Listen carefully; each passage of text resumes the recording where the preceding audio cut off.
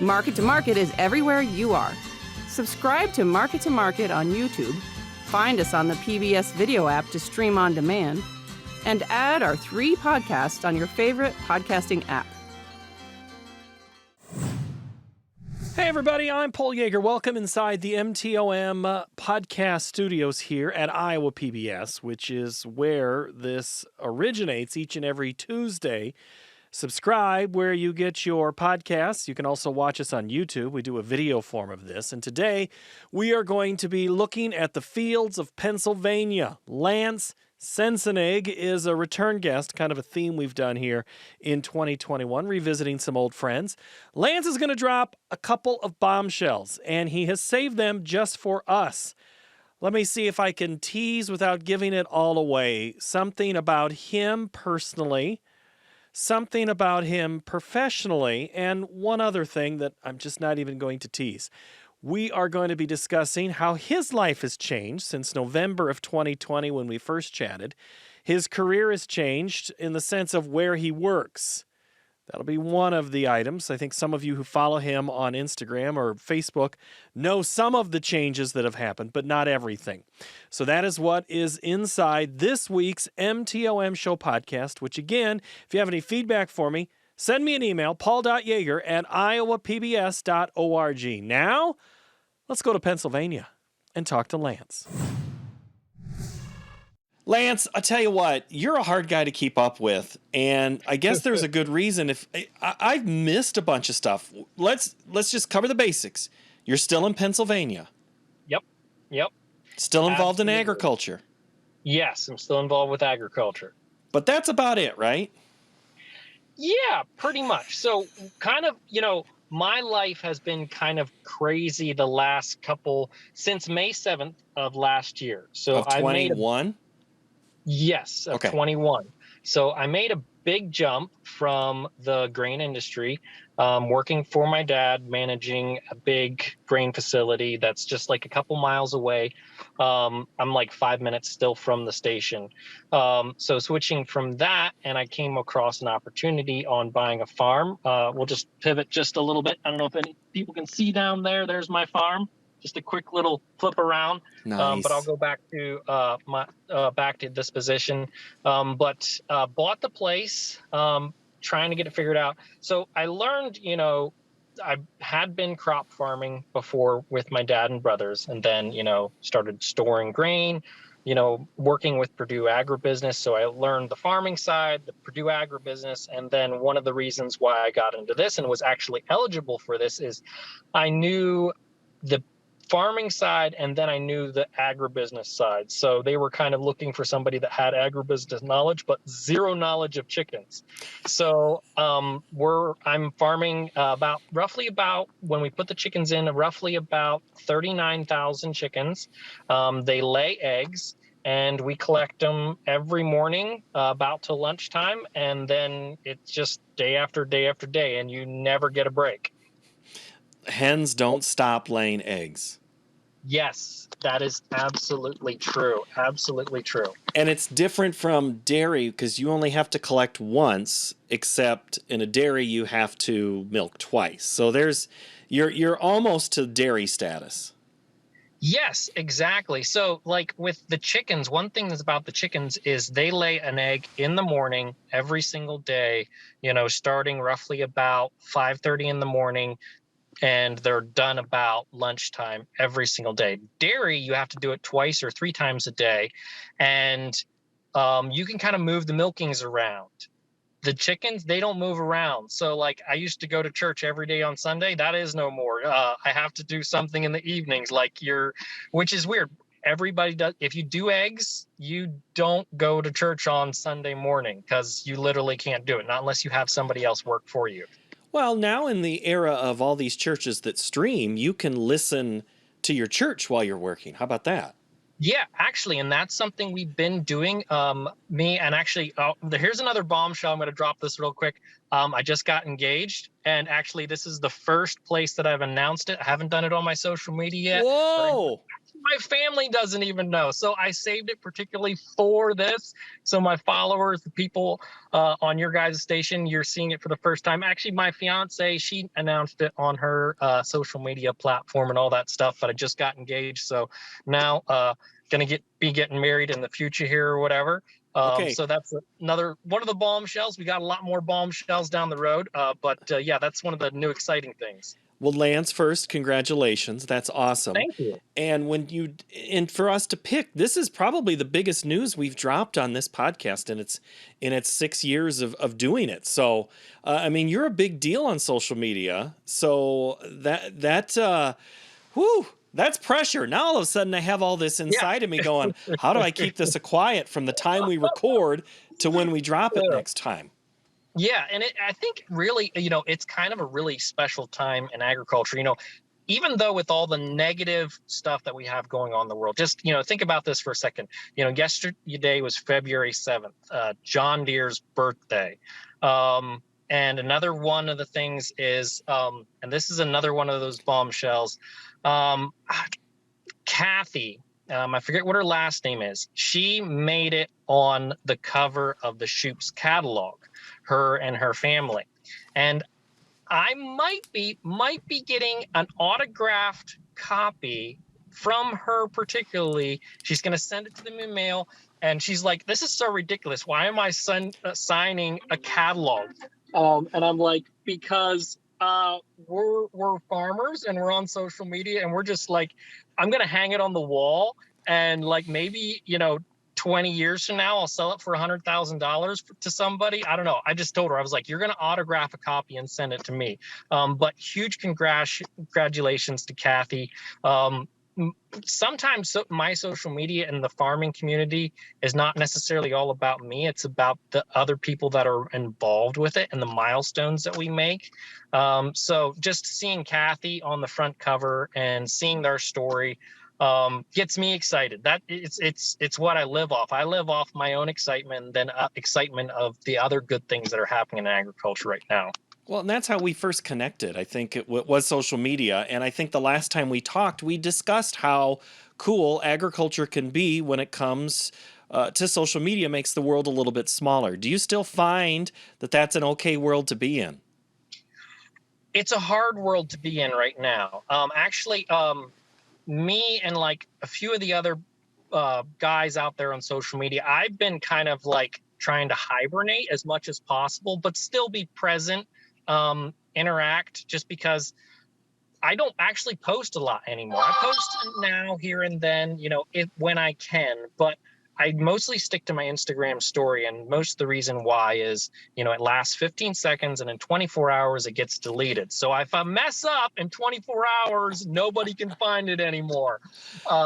But just someday, and that's actually one thing I was thinking of. It's like, I know this question is going to happen on the podcast today. So I was like, how do I answer this question? The best way to explain it is, it feels like, and I think the last Toy Story movie hit the nail on the head of, it feels like Forky is the new norm. He's running constantly to the trash can and you have to go rescue him. I mean, everything that's happening in Russia, everything that's happening in Canada, South America, and you look at it all and it's like, it's just crazy. It's like constantly going to go, that we have this new character in the story of agriculture and nobody really knows what to do with it. It's just absolute nuts. He's made out of he's half fork, half spoon, and he's got two glue eyes on it, and he's like constantly running towards trash, and he actually thinks he's trash.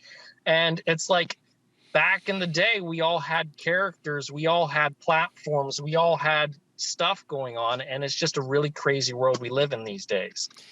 And I think your most recent post before we recorded this was poking back at someone. So 2022 for me has started with revisiting with some people I've discussed and chatted with over the last couple of years and doing this. Amanda Nig was one of them, Farm Fit Mama. And all of a sudden I see this post and I'm like, okay, I kind of recognize that. And then I flip, wait a minute, no, that's not Amanda, that's John. And then I read the caption. Is that where? I mean, I'm not saying that it was Amanda that was throwing shade at you, but I mean, trying to have fun and show personality kind of comes back Yes. to it doesn't always translate to everyone. That's unfortunate. Is it Yes. unfortunate for you? Yeah, well, let me share the backstory to that, which is really hilarious. It's kind of something that we started way back in the day and then kind of got shut down because, like, as far as, and a lot of comedians have actually come forward recently and say it's really hard to make content because everybody gets offended and has issues with what it is. I'm kind of one of those, I hate saying this, but I'm kind of like the unfiltered Joe Rogan of agriculture. Like it's just blasted out there.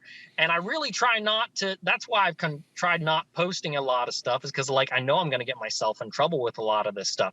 So way back in the day, we were doing impersonations, and Amanda approaches me and says, "Hey, I want you to do," like we were copying each other's pictures, so reenacting a picture. So we do two pictures, and your picture would be on the front, and you'd swipe over, and you get to see the other picture on the other profile. Amanda pulls me aside and says, "Hey, do one of my pictures." And I was like, I don't know, like, how do I do Farm Fit Mama, all that stuff? And I'm like going through my head of what I possibly can create or do. So finally, I find the picture that I used, and I'm like, okay, I think I can actually pull this one off. There's like a corn silage silo on the one corner. There's the barn, and I've got grain silos and everything like that. So I go ahead and I actually went to the store to buy those particular tight pants that I had on there, particularly for the picture. I never owned one since then. So we were doing a lot of challenging, poking fun. So I said, okay, I'm going to do the picture. I took the picture, everything, got it, and I send it over to her. And she's like, do it, post it, do it. I'm like, okay. And like, without thinking of the consequences, I just posted up there. I'm like, cool. All of a sudden, just the post takes off like crazy. We're sharing on our stories and everything. All of a sudden, I get a phone call from my dad, and then also another one from Purdue saying, basically, take it down or you're fired today. And I'm like, oh, darn it, maybe we crossed the line. So I approached Amanda. I was like, hey, I'm really sorry. I don't want to lose my job, but we got to take this down. So, she was like, oh, that's cool. I understand, everybody wanting culture. And this is a common thing in agriculture. A lot of farmers, if you work for a big company and you put the wrong thing up or you say the wrong thing or it gets taken the wrong way, you could lose your job possibly. So like, I pulled the video down, everything like that. I apologized to everybody, like, hey, everybody that we offended or anything like that. It was all jokes. Like we weren't trying to cause problems or anything like that. So that passed cool and everything. I didn't really care. It was just like, it was fun for a little bit. And then we took it down. Like when I have to take content down, it doesn't bother me at all. So a couple to present day rolls on, I'm like, get back to thinking. I was like, I don't work for that company anymore. I can't really get in trouble. I can't get fired from that company. I don't even have to talk about that company, and I'm really just completely disconnected. So I'm like, I think it's time to put it back up again. So I go ahead and put it back up, and Amanda sent me a message right away, and she's like, I had a feeling that there was some day that you were going to be able to put that post back up. And she's like, I couldn't wait for that day. So we got it back up there. We shared it on our stories. And it's just, it's just, and actually this was kind of funny because this happened to me before. Back when I worked out west, we weren't allowed to share videos of content, tractors getting stuck and stuff like that. And back in the day, once I got off harvest and wasn't associated with them anymore, didn't have any contact with anybody, we put some pictures up of some stuck tractors and some of the stuff we did.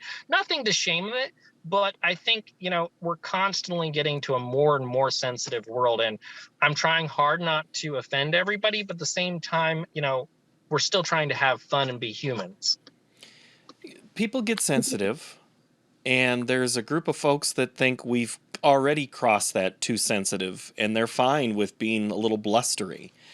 And I'm always amazed at how that is an issue for some people, and and it's too bad that it happens that way, that people get bent out of shape. you've dropped a couple of bombshells. Let's save a couple of those in a moment. I want to first wrap up the chicken story before we get to the bombshells. Are you okay with that as a Oh yeah, tease? absolutely. Okay. Absolutely. All right, let's go to the chicken thing. Your fiance, that's bombshell one that you've dropped. Is she helping the chickens? Is she okay with all of this? Yes, so it's actually kind of weird.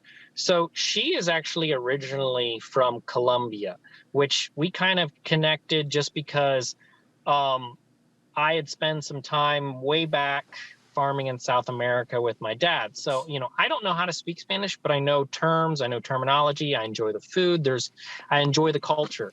So we kind of met each other and started going out. And she's still learning English.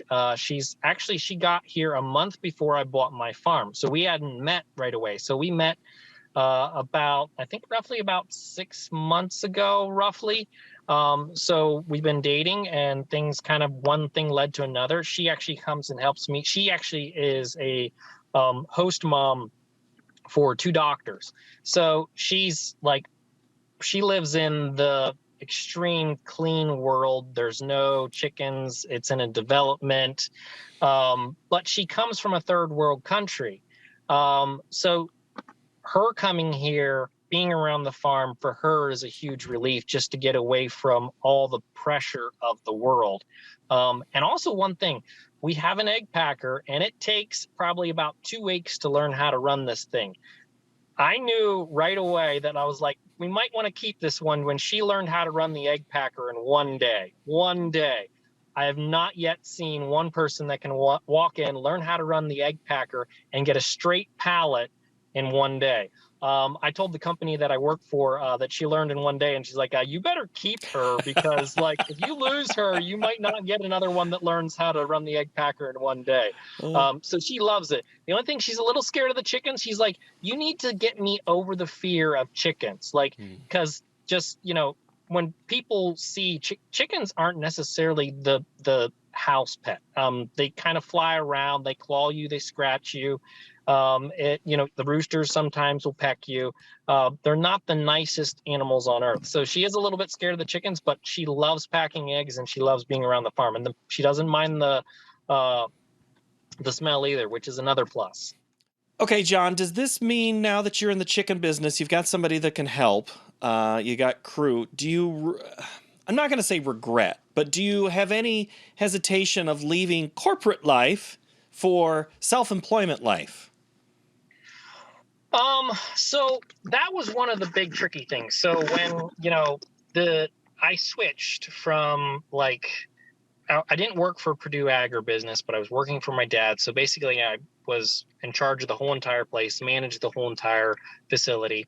And, I took one of my bosses at Purdue aside and like, hey, kind of let him know, was like, so do you see any future in this for me? And he's like, not really. He said, you just, so you're going to work up, an 8 to 4 job, a 9 to 5 job, and you're going to go at the end of the day and just regular employment.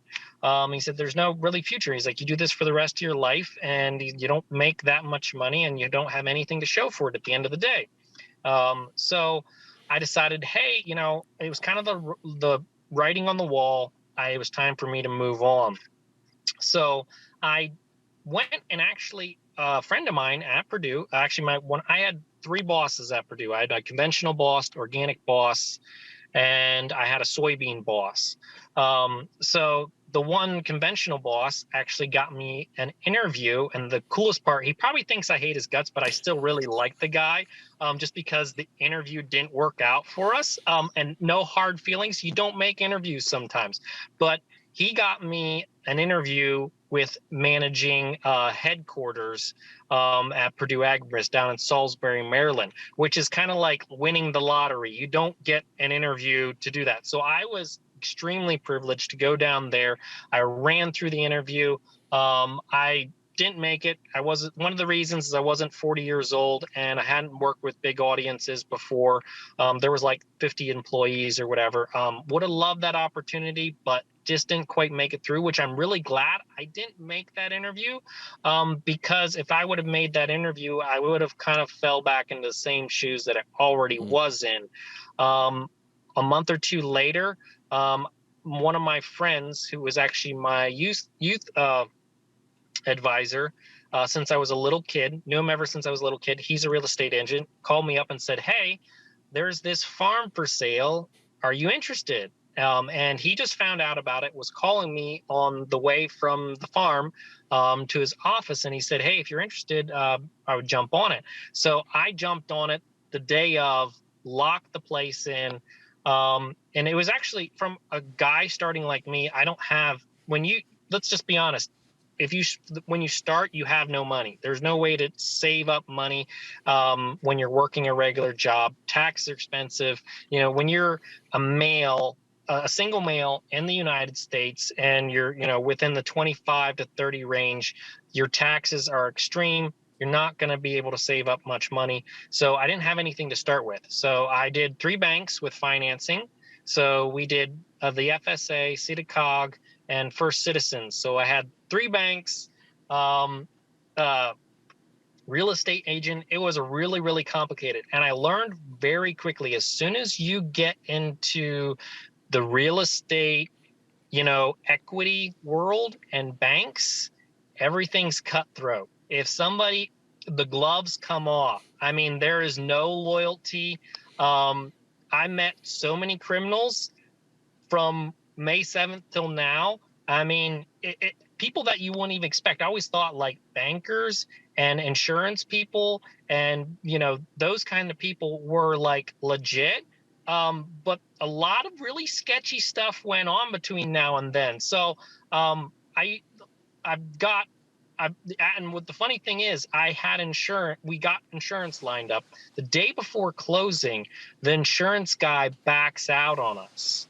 And says, "Hey, we have to postpone this for another week." Which, if you're an insurance guy, you don't do that. You don't back out last minute on insurance. So I stayed up until 9 o'clock. I found another insurance guy, and then he stayed up all night till the next morning getting me insurance for this place. So I've always said, I'm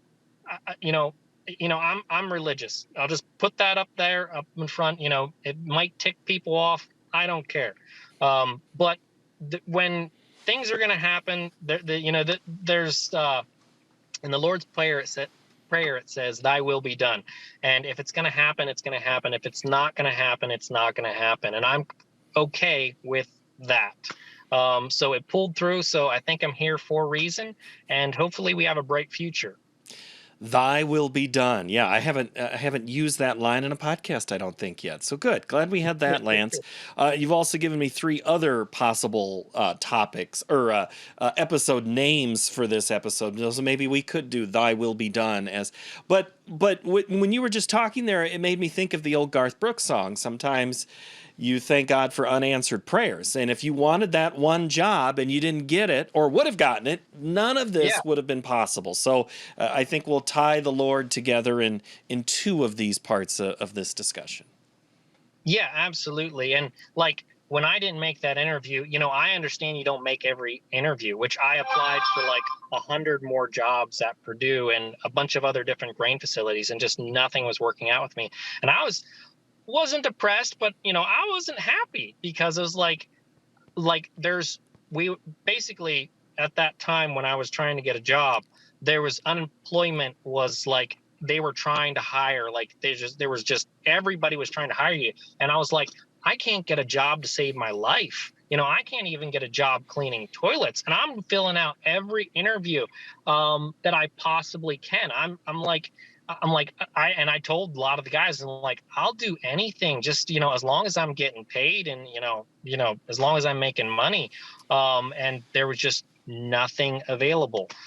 So I think, a lot of times when we're so focused on, this is what I've got to have. Sometimes that's not always the plan.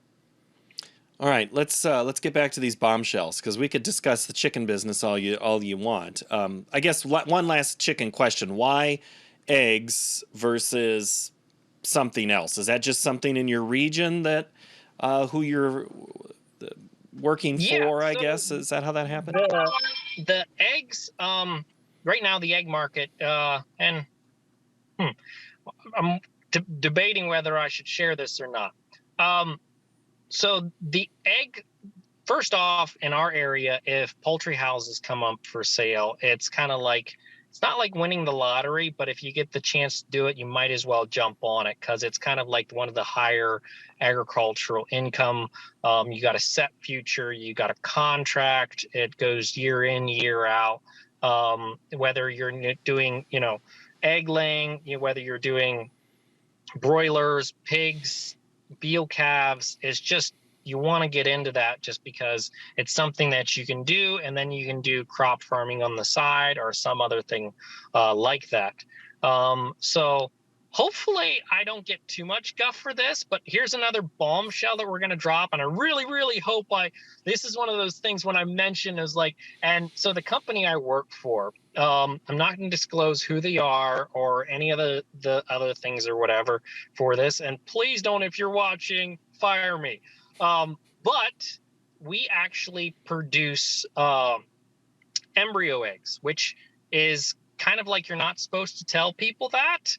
And hopefully I don't get a lot of trouble with that.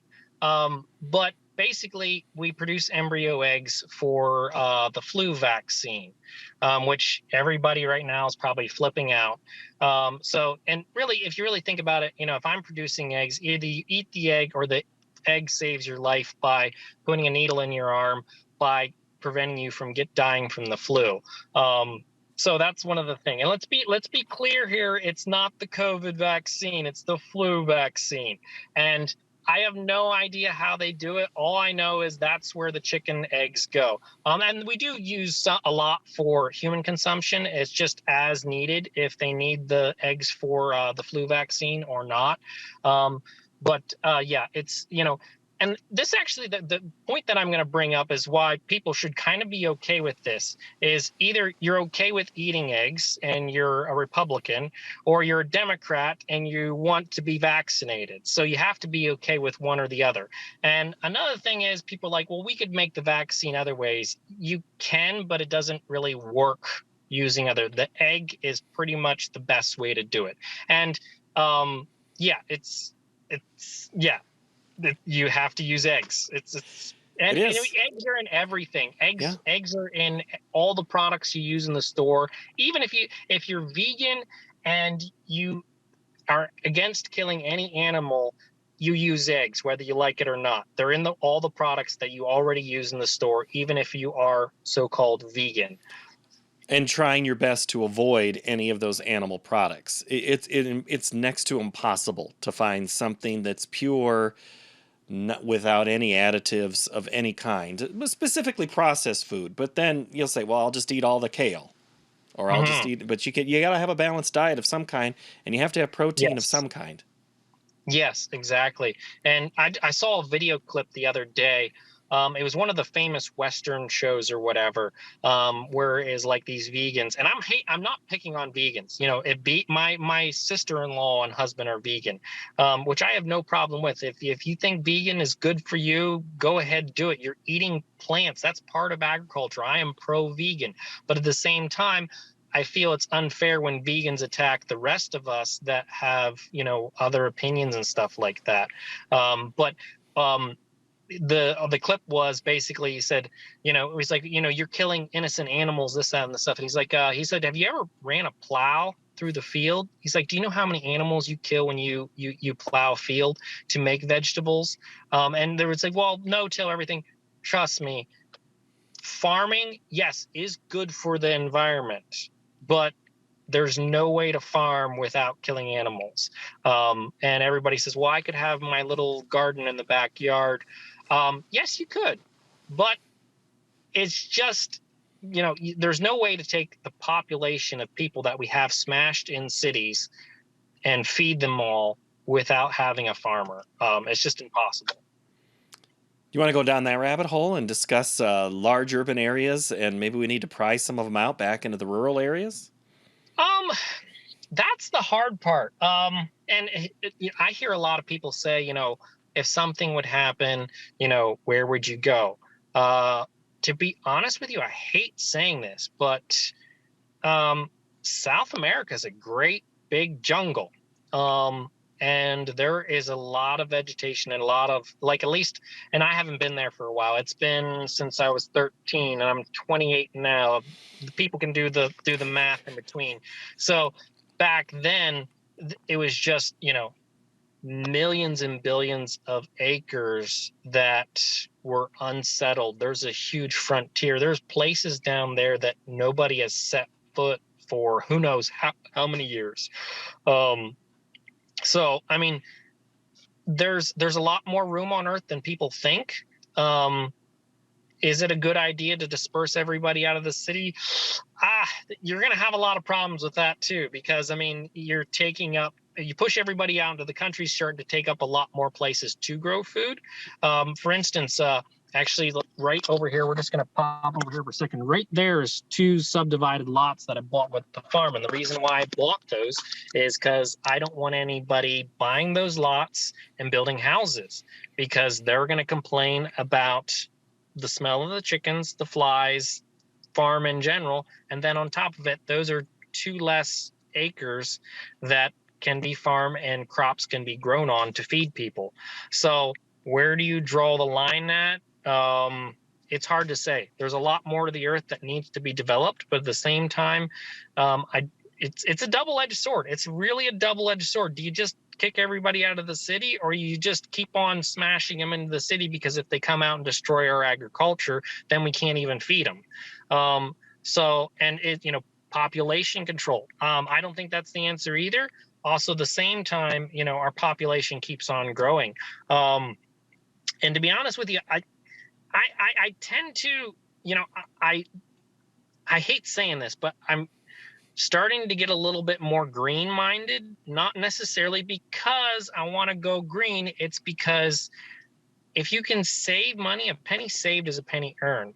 For instance, I'm putting in solar panels this year, which you mentioned solar panels. Doesn't matter who it is, or Democrat or Republican or whoever they are, they're going to get offended. But if you say, hey, I got an electric bill, it's $1,000 a month, and PP&L, the company here, says it's going to double within the next year. What should I do? Everyone's going to say, well, maybe have you looked into solar panels? But if you say I'm installing solar panels, solar panels don't work. That's the dumbest idea in the whole entire world.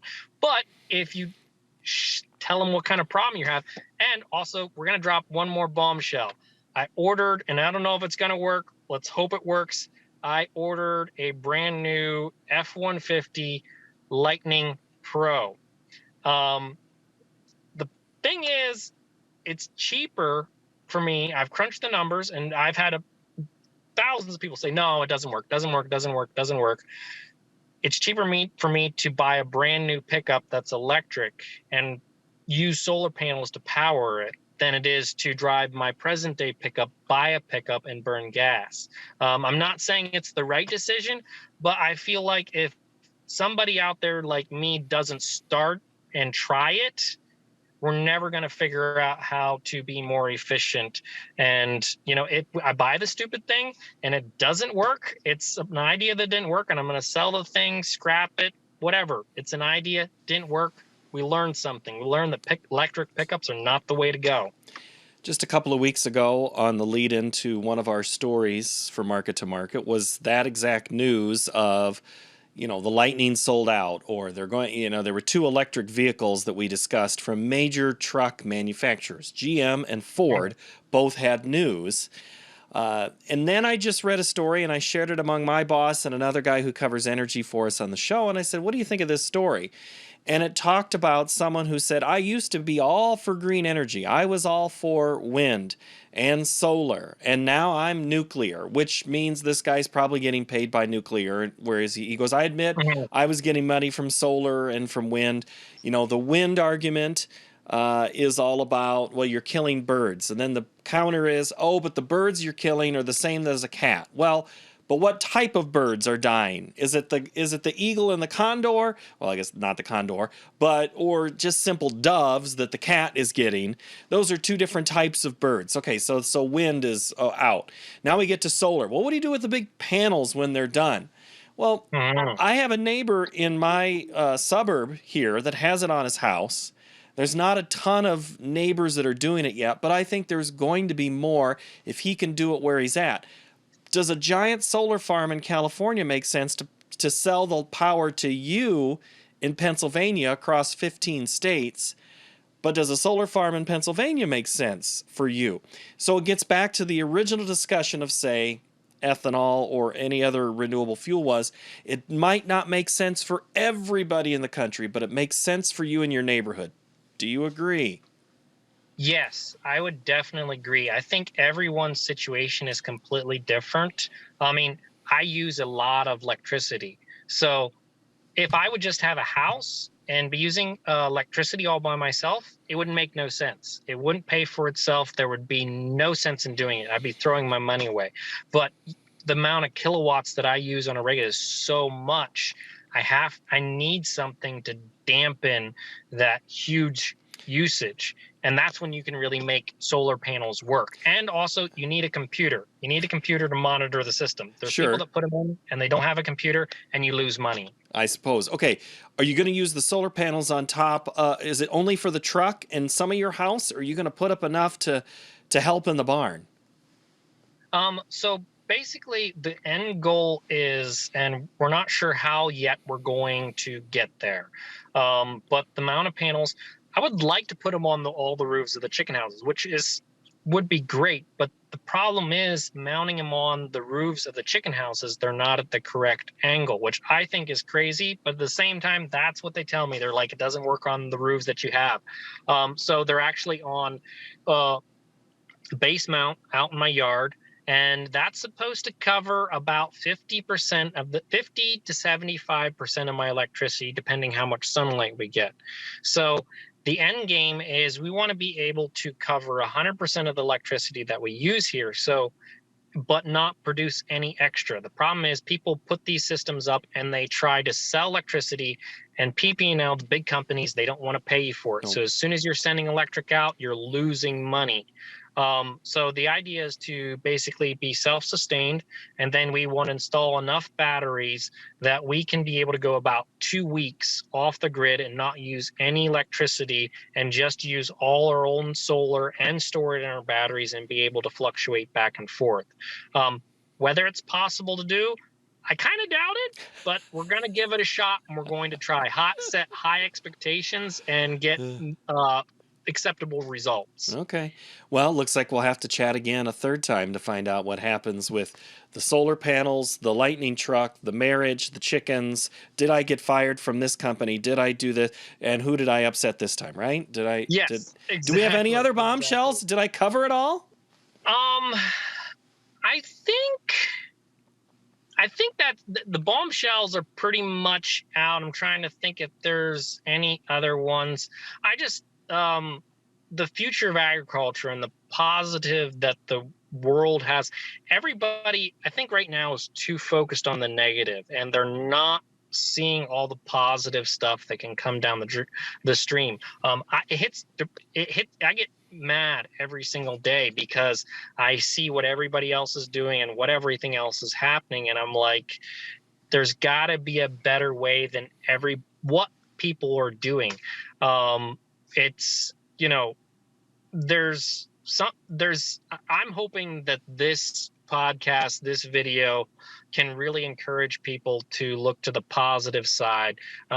When somebody gets negative, or we're constantly, as people, attacking everyone and everything, and I think that's really a problem. We got to go the other direction, and how can we create positive things, and how can we stop attacking each other? We have, Russia, Canada, protests, shortages, blockages. And it's like, my thing is like, why can't we just go back to the way things used to be? Nothing really changed other than people got crazy. Did they? And Did they really I'm just get wearing crazy? Carhartt. Well, yeah, I was going to point that out and say, are you subconsciously trying to tell me something with your And choice there? This is not supporting Carhartt or not. Or like that, you see both people, they take two stances, either burning the Carhartt, cutting the tags off, or saying, hey, I paid good money, I'm going to keep my Carhartt. And it's like, who cares? I feel if I'm a company and I'm going to require all my employees to wear masks, get the shot, whatever, I think you should have the freedom in America to do that. But also at the same time, as an employee, I think you should have the freedom to say, hey, I don't want to get the jab. Personally, I'm not vaccinated. My girlfriend hates it. She's vaccinated, and she's like, you've got to get vaccinated. And to be honest with you, I'm okay with getting the vaccine. The vaccine, all it is a dead virus that you're putting in your body to keep you from getting COVID-19. There's nothing wrong with that. But at the same time, it gives your immunity a little bit of a disadvantage because it hasn't actually physically been able to get immune to that disease. So there's two sides to it. I don't think either side is wrong or right. But at the same time, I guess the thing that I have such a problem with is, we have to make everything about politics. I mean, yes, we need to have politics. Politics are important, but we don't have to turn every single subject into politics. It's sad. It's like I talk about the wind or the grass or the corn. Or the sun or the solar or the egg and what it's used for. Yeah. Exactly. All right. Lance, I knew we were going to cover a lot of ground. We did. And I'm so glad we were able to connect and get an update. And that's what's been fun about how we've started here in 2022 is revisiting with old friends just to kind of check in on them. And I'm glad we did this. Yeah, absolutely. And before we get too far shut down, one of my next goals that I'm really trying to hit on hard is I'm trying to get on as many podcasts, shows, stuff like that. I want to use my social media platform, but also I want to get on other people's platforms just because it's not really for myself. I'd like the discussion of things. Actually, one of my goals is, this sounds hilarious, and I'm not supporting Joe Rogan in any way, shape, or form, but I think it'd be cool to get on his show. So if Joe Rogan, if you're watching this, I'd love to get on your show. If I don't, it's no big deal. I'd like to set high goals and probably we get on the show and he'd be like, so what do you want to talk about? And I'm like, I'm just glad to be here. But yeah, that. And also I had to put it on hold, but I'm trying to write a memoir right now about my story about what I've done up to this point. I had to put it on hold because it's really expensive writing a book. So that is coming in the future. So hopefully you guys can get to read a book about me. And also that's another thing. There's actually a few other guys. I kind of started with the idea and shared it with a few of my friends. And there's actually a few of the other guys here on Instagram and social media that actually have wrote memoirs already. And I tell you guys, they're good. Go get them. The one guy he works for Tillamook, dairy farmer, TBF Hard Farmer or something like that. You guys can go look him up. But he's got an amazing memoir. Go ahead, thumbs up, great content. All right. Sounds great. Lance Sensenig, thank you so much. Good to check up with you again. All righty. Thank you all for watching. If you like any of our episodes, if you don't like any of them, or if you have feedback, send some comments. markettomarket@iowapbs.org. Join us each Tuesday for new episodes, whether it is on Apple Podcasts, Spotify, or YouTube. All three of those versions or locations carry a version of this podcast. We'll see you next time.